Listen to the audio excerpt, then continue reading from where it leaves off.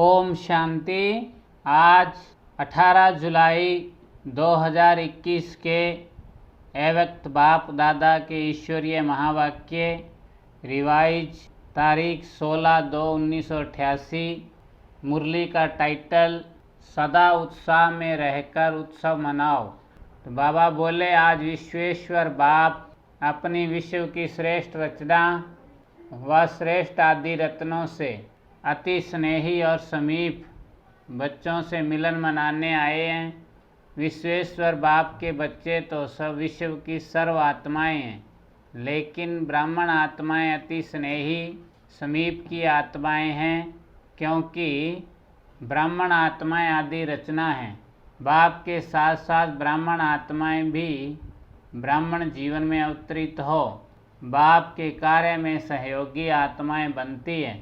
इसलिए बाप दादा आज के दिन बच्चों का ब्राह्मण जीवन के अवतरण का जन्मदिन मनाने आए हैं।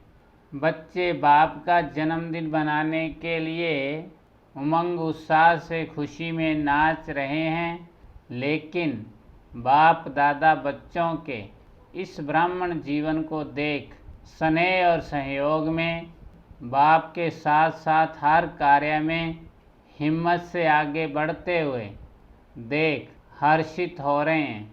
तो आप बाप दादा का बर्थडे मनाते हो और बाप बच्चों का बर्थडे मनाते हैं।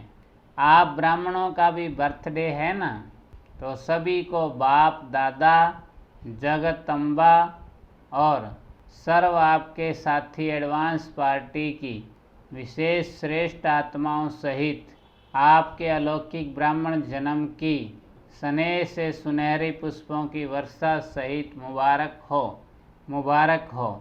यह दिल की मुबारक है, सिर्फ मुख की मुबारक नहीं, लेकिन दिलाराम बाप के दिल की मुबारक सर्वश्रेष्ठ आत्माओं को, चाहे सम्मुख बैठे हैं चाहे मन से बाप के सम्मुख हैं, चारों ओर के बच्चों को मुबारक हो। आज के दिन भगत आत्माओं के पास बाप के बिंदु रूप की विशेष स्मृति रहती है। शिव जयंती व शिवरात्रि कोई साकार रूप का यादगार नहीं है, लेकिन निराकार बाप ज्योति बिंदु, जिसको शिवलिंग के रूप में पूजते हैं, उस बिंदु का महत्व है। आप सभी के दिल में भी बाप के बिंदु रूप की स्मृति सदा रहती है, तो आप भी बिंदु और बाप भी बिंदु। तो आज के दिन भारत में हर एक भगत आत्मा के अंदर विशेष बिंदु रूप का महत्व रहता है। बिंदु जितना ही सूक्ष्म है उतना ही शक्तिशाली है। इसलिए बिंदु बाप को ही शक्तियों के, गुणों के, ज्ञान के सिंधु कहा जाता है। तो आज सभी बच्चों के दिल में जन्मदिन की विशेष उत्साह की लहर बाप दादा के पास अमृत वेले से पहुंच रही है।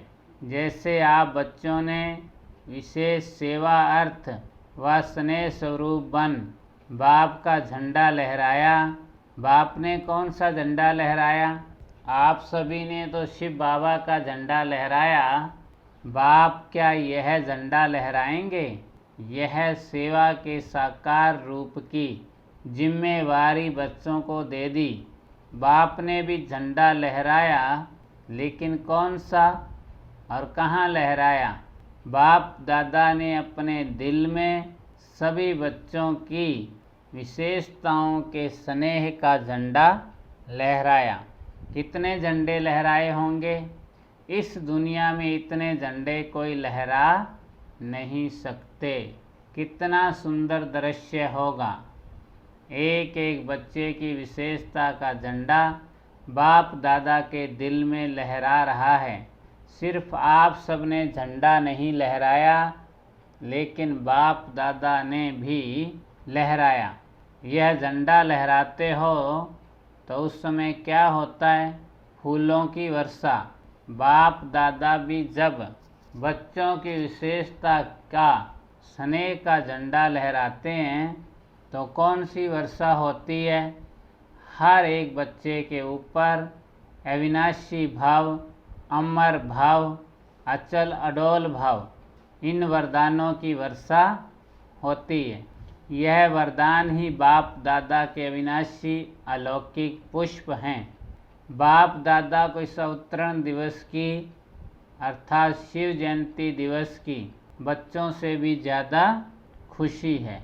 बाबा ने कहा क्योंकि यह अवतरण का दिवस हर वर्ष यादगार तो मनाते हैं, लेकिन जब बाप का साकार ब्रह्मा तन में अवतरण होता है तो बाप दादा को इसमें भी शिव बाप को विशेष इस बात की खुशी रहती है, कितने समय से अपने समीप स्नेही बच्चों से अलग परम धाम में रहते हैं।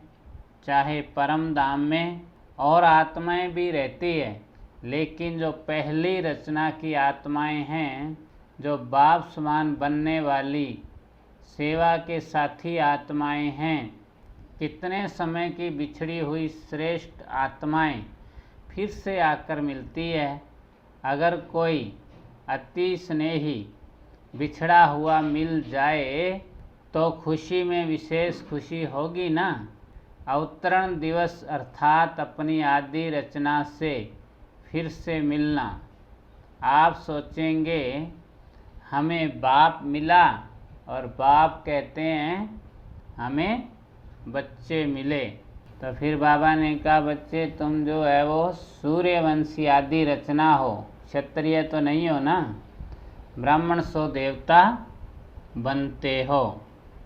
बाबा ने कहा कि शिवरात्रि व शिव जयंती उत्सव मनाते हो, उत्सव के दिन का यही स्लोगन याद रखना कि ब्राह्मण जीवन की हर घड़ी उत्सव की घड़ी है।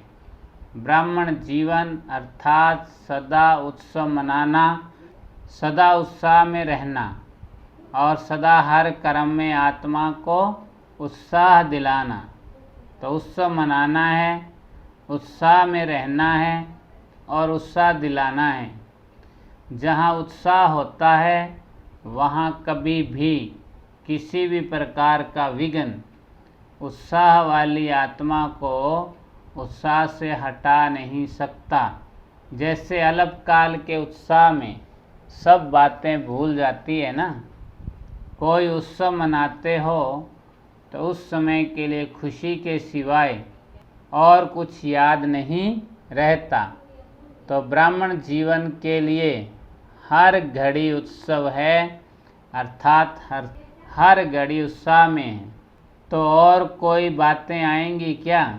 कोई भी हद के उत्सव में जाएंगे तो वहाँ क्या होता है? नाचना, गाना, खेल देखना और खाना, यही होता है ना। तो ब्राह्मण जीवन के उत्साह में सारा दिन क्या करते हो? बाबा कहे सेवा भी करते हो तो खेल समझकर करते हो, ना बोझ या बोझ लगता है। आजकल की दुनिया में कोई भी अज्ञानी आत्माएं थोड़ा भी दिमाग का काम करेंगी तो कहेंगी बहुत थक गए, दिमाग के ऊपर काम का बहुत बोझ है। और आप सेवा करके आते हो तो क्या कहते हो? सेवा का मेवा खा के आए हैं। क्योंकि जितनी बड़े ते बड़ी सेवा के निमित्त बनते हो उतना ही सेवा का प्रत्यक्ष फल बढ़िया और बड़ा मिलता है। तो प्रत्यक्ष फल खाने से और ही शक्ति आ जाती है ना, खुशी की शक्ति बढ़ जाती है।